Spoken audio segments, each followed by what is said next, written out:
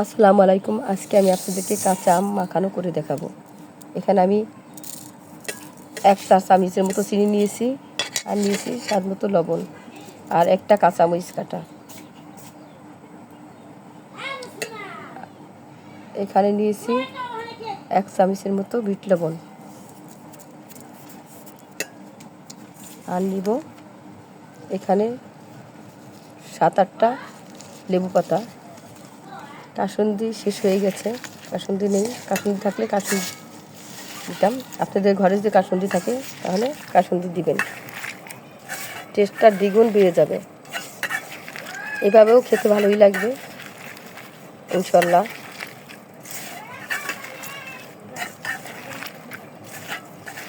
আমি এখন এটা ভালোভাবে মাখিয়ে নেব।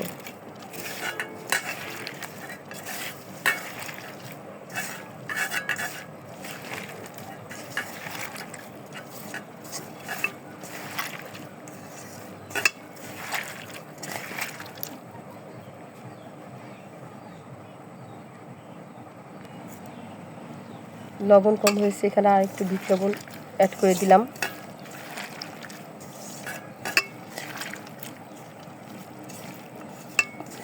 এটা টক মিষ্টি ঝাল হবে আমটা।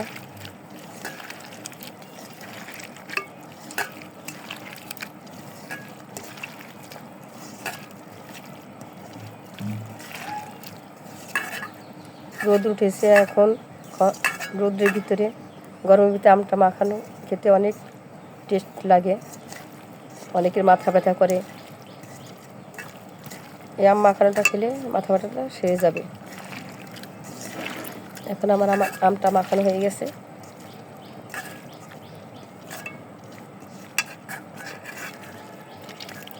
দেখেন আমের ভিতর থেকে রস এসে পড়েছে।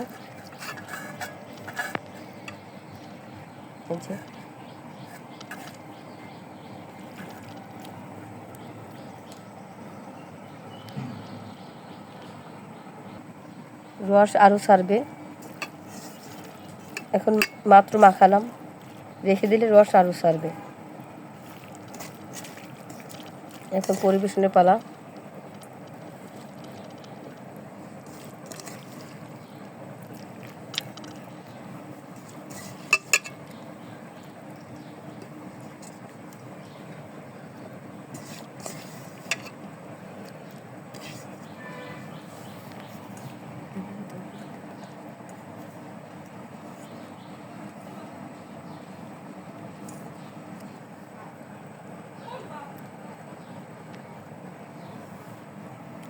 আজকে এ পর্যন্ত, আবার নতুন কোনো ভিডিও নিয়ে আপনাদের সামনে উপস্থিত হবো। আসসালামু আলাইকুম রহমতুল্লাহি ওয়া বারাকাতুহু।